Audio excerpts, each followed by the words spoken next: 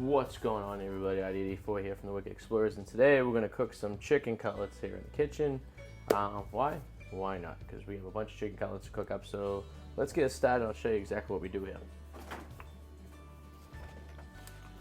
So, key is, get the thin cut ones. Make life easier for yourself, because if you get the thick ones and you gotta slice them, unless you like them thick, I particularly don't like them thick, because when they're thick, it takes longer to cook. I like to throw these in there real quick, fry them up, boom, boom, boom, gotta be ready to go.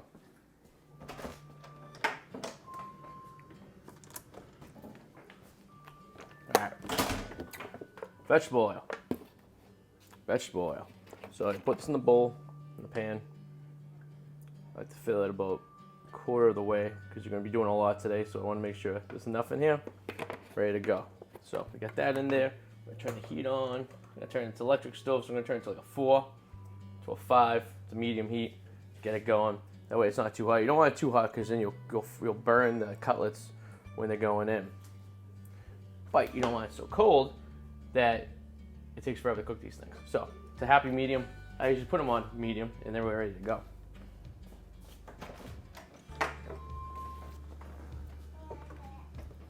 Buy that oil in the giant gallons, because you go through a lot of it when you cook some cutlets. So I'll cook up enough cutlets to last the entire week. So we're gonna do that now.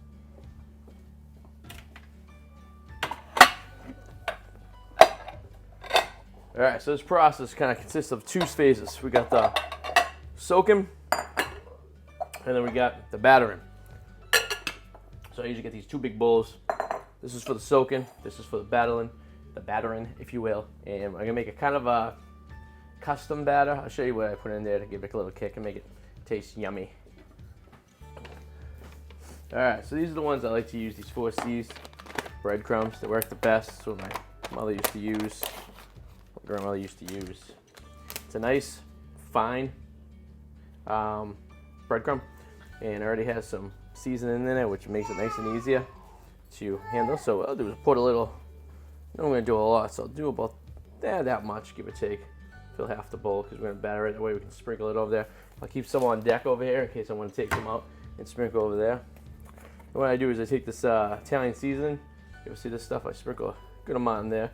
I don't really measure. Everything's kind of by eyes, you know. And then crushed red pepper for flavor. I'll throw a bunch of that in there too. That one's done though, so we're going to mix that all in like that. And then, let's see. I'll use a little bit of lemon pepper, put a little bit of zest, and then I'll do some fresh ground black pepper,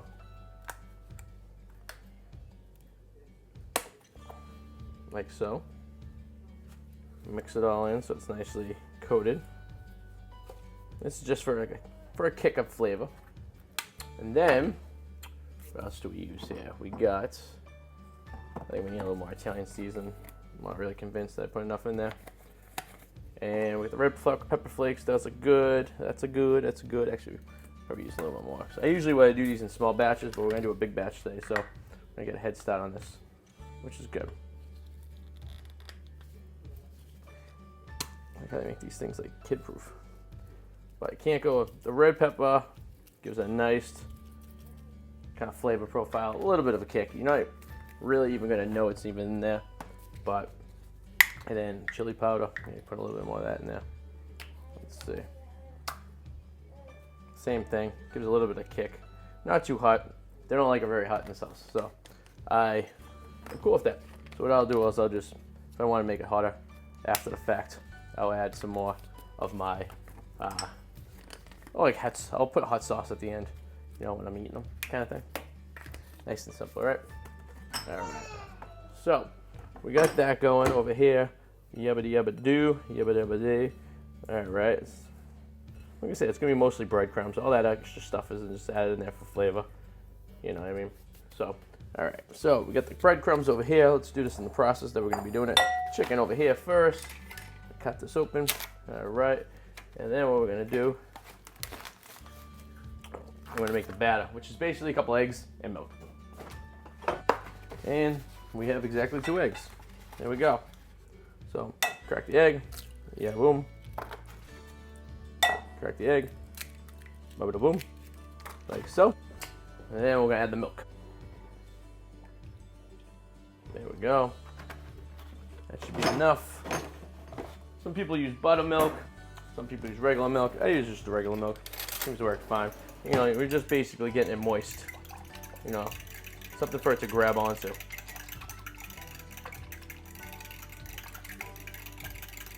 You could use just egg. It becomes a little runny though. I've done that before. You could use just milk. I've done that before. Sometimes you're in a pinch. You have no choice. That's all you can use.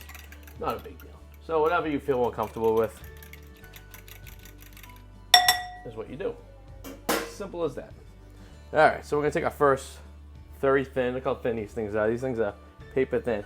Now in the old days, what I'd done was we butterflied them, made 2 cutlets out of one, and then beat the crap out of it with the mallet. But I'm going to do that tonight, so that's nice and easy. So put the first one in here. Everyone's breaded stuff before. Nice and easy, get nice and wet. That's what she said. And then you put it over here. What I do is just flop it in like so. Rub it in, rub it again. Grab some breadcrumbs, yada yada do. Yada yada day. Get it nice and covered. Beautiful. This one looks great. I'll put this one on deck over here. And I'll do another one. And what I usually do is I usually cook about 3 cutlets at a time. That's about how big my pan is. So what I'll do is I'll get 3 in this phase, like so. Bread it in like so. Bada ba boom, bada ba bing.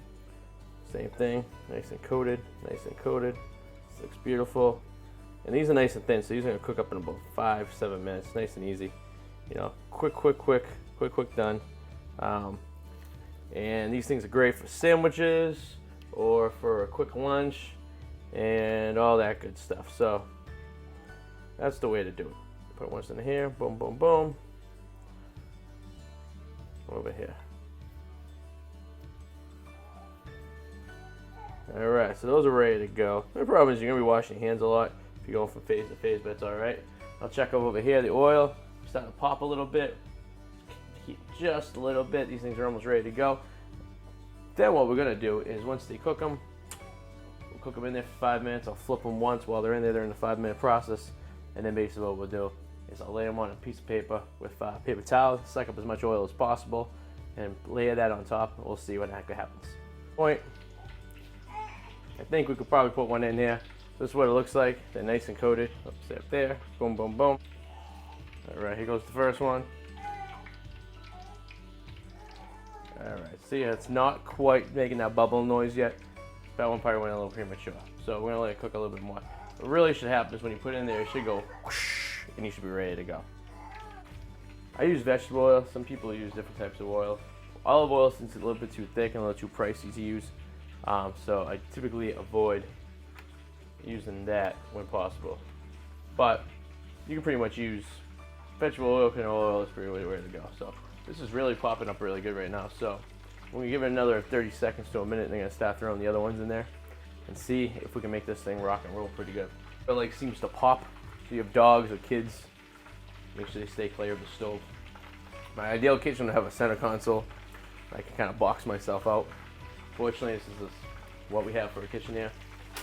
We're gonna make use of it. So I'm gonna go and give this a flip. It's not quite brown yet. The water's not quite, or the oil, it's not quite hot yet. So we're almost ready for these ones right here. And once I get these bad Larrys in there, I'll bread and I'll repeat the process that I did before. Now these things are good. The egg's nice and stiff on them. There we go. This sounds a lot better than the other ones. The first one I put in there. Alright, let's batter it up. You might have your ways you enjoy doing it. This is the way I've been doing it. It seems to be working out good. I've had no issues. There we go. These are getting nice and brown.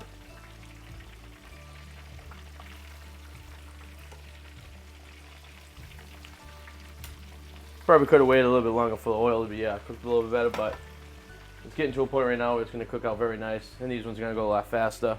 I do like adding the egg to the batter because if you do that, for me personally, it allows it to be a little more sticky. It keeps the breadcrumbs on there a little bit better than it would be if you just use milk. And like we started this about 10 minutes ago, 15 minutes ago, and I'm halfway done with the batter in. do those. Like, so I'll be done with the battering after this, and you start cleaning up and let those cook up, and before you know it, you'll be done. So it takes about a half hour if you're gonna cook about 2 of these once you get the oil going. So, which is not too bad. It's a quick dinner.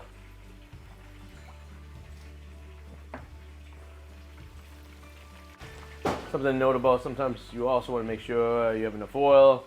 The oil gets dirty after a few rounds, so just be sure to, even if you add oil, if it starts getting low and it starts burning off. Not a big deal, it happens.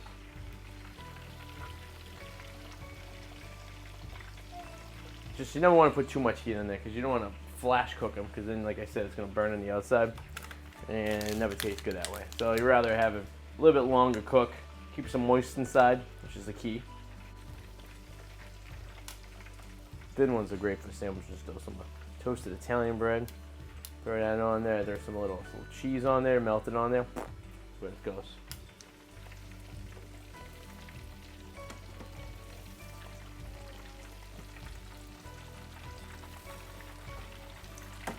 All right, they're almost getting there. And of course, if you always have a bigger, say, bigger pan, if you will, you could always basically cook more at once, you know. So essentially, if you did a pan that was a little bit larger than this, or a deep fryer could also work too. Some things I thought about. It's looking nice. There we go. That's what I'm talking about right here. Nice and golden brown. I don't know if you can see it from there, but this camera you can probably see it. Nice and golden brown finish. That one is just about done, if not done. That's one of the first ones I put in there. So that's perfect. I think that is perfectly cooked. Put it on the paper and call it a day.